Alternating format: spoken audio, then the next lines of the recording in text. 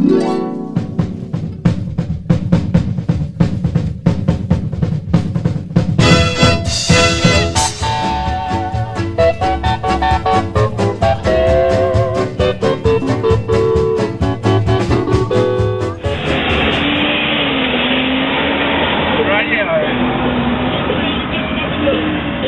to Top Gear, Australia.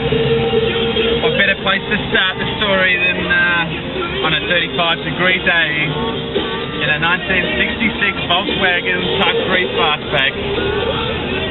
And we're actually heading down the coast for a surf in the traditional style of the Australian way of living. If we make it, we're going to be lucky. We're just heading over the Westgate Bridge.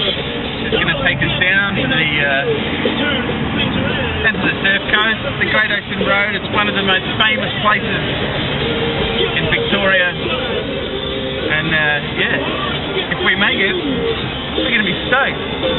So stick with us and check out the scenery as we discover Top Gear, Australia.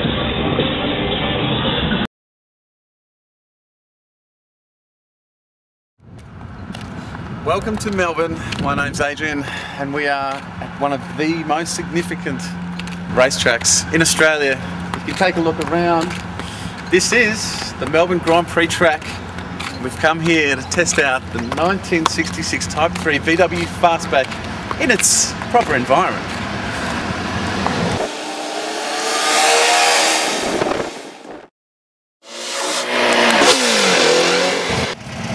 Now I know what you're thinking.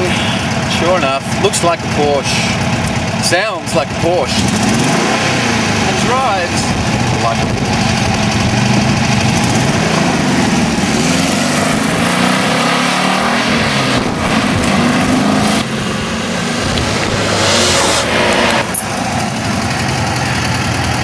But sadly, it's not a Porsche. And in the early 60s, Volkswagen was looking to replace the ubiquitous Beetle. It had sold 3 million of them. It was the people's car. But people started to want something a little bit sportier, a little bit bigger, a little bit more powerful. And there became a gap in the market for something unique.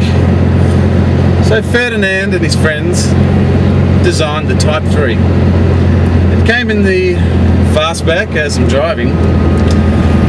The notchback, which is that the sedan, and the square back for the surfers and their surfboards, and the wagon. It was a bit of a hit, and in 1965 they brought in the twin carbies and a 1600 engine, 1000cc more. No. Yeah, that's right. Oh no, it's not.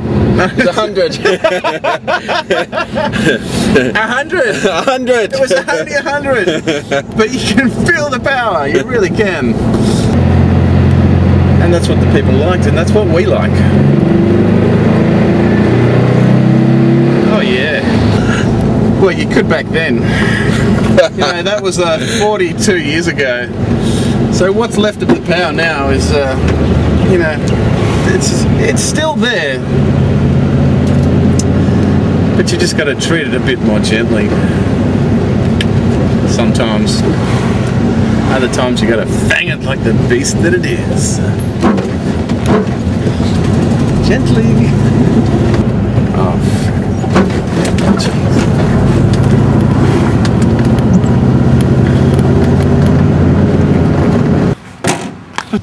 Now let me just take you inside the Volkswagen Fastback. Some very, very high-tech, interesting features. This one personally starts off with some interior which is less than what you might desire. Yeah, it's all coming apart. In need of some restoration and a bit of love. And these seats, well, they used to go forward, but that's it. Yeah. Oh! That's the first time that's happened in about 6 months. That'll be the last time. Oh, there we go. Adorning the steering wheel, we have this lovely tennis grip, two-toned, matching the paintwork. We also have a 100-watt stereo massive speakers, both on both sides. That doesn't work. Changing gear is always a gamble with the novelty dice gear stick. When you can find the gear. If you can't find it, grind it. And just look at the condition of this rich crimson carpet. There's nothing like this rich red colour to make you feel like royalty. You know, that's quality. It's really quality. The chicks love it. There's nothing like making a girl feel like she's in luxury. And what better to arrive in a mobile where it's harder to get into the back seat than it is to spell your own name. Ding, ding, ding, ding, ding, ding.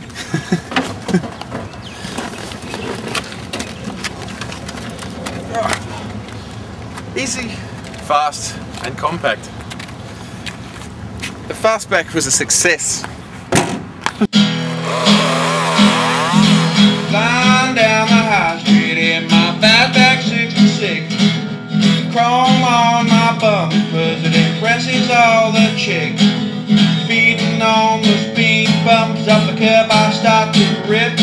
When an old man in a Holden says, shouldn't have bloody been there, mate, this road is mine. You drive so hardly, you demand respect, you don't give me no courtesy, so what do you expect?